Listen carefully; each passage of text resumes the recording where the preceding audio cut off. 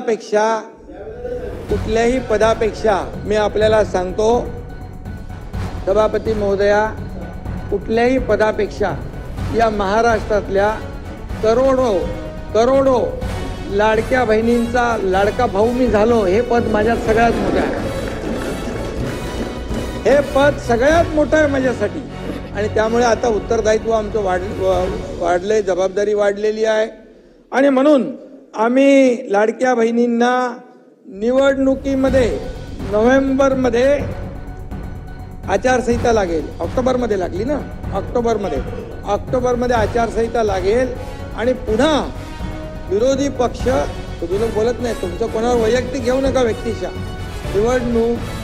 निवडणुकीच्या आचारसंहितेमध्ये ही योजना बंद करा म्हणून निवडणूक आयोगाकडे तक्रार करतील आणि त्याचा असा बबडा करतील की ही योजना बंद झाली. म्हणून आम्ही सभापती महोदय ऑक्टोबरमध्येच नोव्हेंबरचे पण पैसे देऊन टाकले. म्हणजे 5 इन्स्टॉलमेंट या लाडक्या बहिणींच्या खात्यात जमा झाले. आणि आताच्या पण पुरवणी मागण्यामध्ये डिसेंबरच्यासाठी 1400 कोटी रुपयाची तरतूद केलेली आहे. त्यामुळे ही योजना बंद होणार नाही. माझ्या एकाही पात्र लाडक्या बहिणीच्या खात्यात जाणारे पैसे बंद होणार नाहीत, हा त्यांच्या लाडक्या भावाचा शब्द आहे.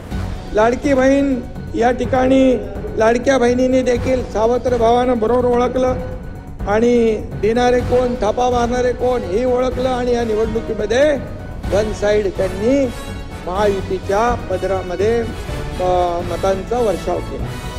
आणि म्हणून तुम्ही शशिकांतजी, तुम्ही लाडक्या बहिणींच्या बाबतीत बोलले, लाडक्या बहिणींनी घाबरून मतं घेतली त्यांची. घाबरून मतदान कोण करत नाही. आतमध्ये जातो तेव्हा तो एकटाच असतो, त्याचाच अधिकार असतो.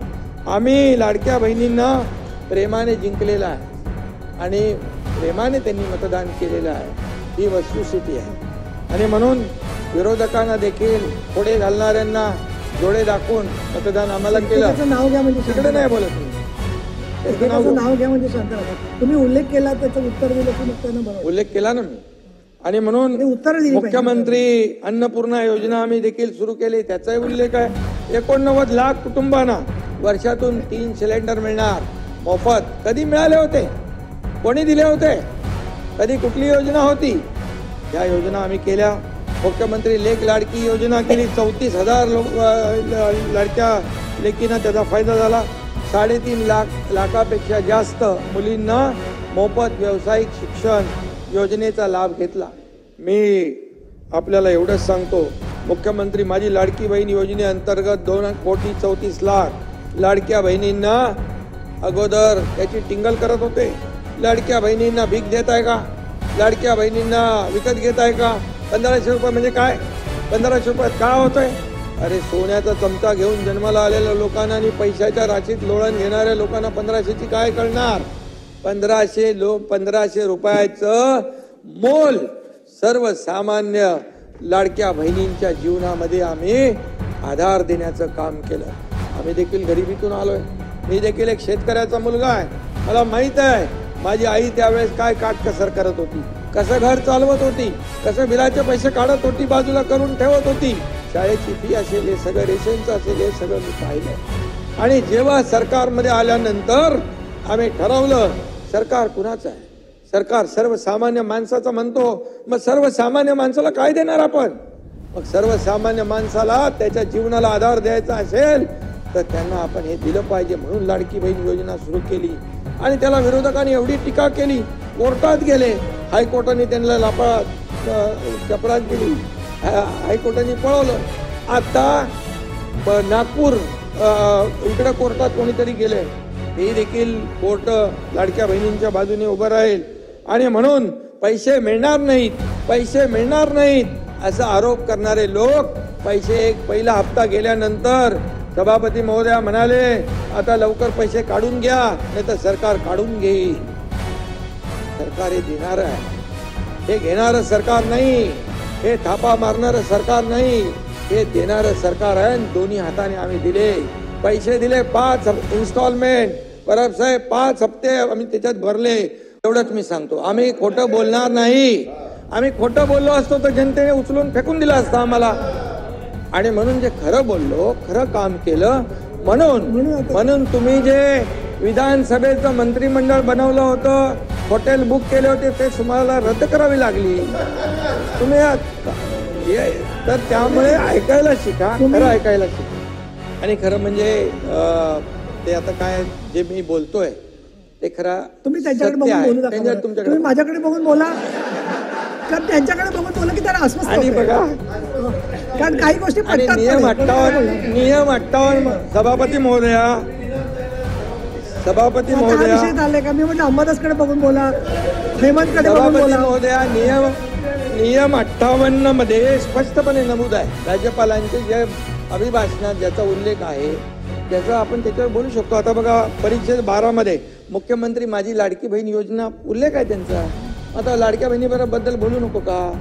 ते तर विरोध केला या लोकांनी, कोर्टात गेले आणि बंद करा म्हणाले. आता तुम्ही परत दक्षिणांवरती सांगते करते. पुढे चला, नाही. पुढच्या मुद्द्यावर. खरं आहे ना. तुम्ही कसं आहे, मी बघा सभापती महोदया, तुम्ही मला सांगा, हे विरोधी पक्ष पण सगळे जे आहेत, हा एकनाथ शिंदे 2.5 वर्ष पायाला भिंगरी लावून फिरून काम केलं की नाही? चला आपल्या मनाला विचारा. चला अंबादास बोला. नको बोला. शिंदे साहेब, याची काय शिंदे? तुम्ही छातीवर वाटून तुम्हाला मी समजूतदार समजते खाल्लं. पदापेक्षा, कुठल्याही पदापेक्षा मी आपल्याला सांगतो सभापती महोदया, कुठल्याही पदापेक्षा या महाराष्ट्रातल्या करोडो लाडक्या बहिणींचा लाडका भाऊ मी झालो, हे पद माझ्यात सगळ्यात मोठं आहे. हे पद सगळ्यात मोठं आहे माझ्यासाठी. आणि त्यामुळे आता उत्तरदायित्व आमचं वाढलंय, जबाबदारी वाढलेली आहे. आणि म्हणून आम्ही लाडक्या बहिणींना निवडणुकीमध्ये नोव्हेंबरमध्ये आचारसंहिता लागेल. ऑक्टोबरमध्ये लागली ना, ऑक्टोबरमध्ये आचारसंहिता लागेल. आणि पुन्हा विरोधी पक्ष, तुम्ही लोक बोलत नाही, तुमचं कोणावर वैयक्तिक घेऊ नका व्यक्तिशा, निवडणुकीच्या आचारसंहितेमध्ये ही योजना बंद करा म्हणून निवडणूक आयोगाकडे तक्रार करतील आणि त्याचा असा बबरा करतील की ही योजना बंद झाली. म्हणून आम्ही सभापती महोदय ऑक्टोबरमध्येच नोव्हेंबरचे पण पैसे देऊन टाकले. म्हणजे 5 इन्स्टॉलमेंट या लाडक्या बहिणींच्या खात्यात जमा झाले.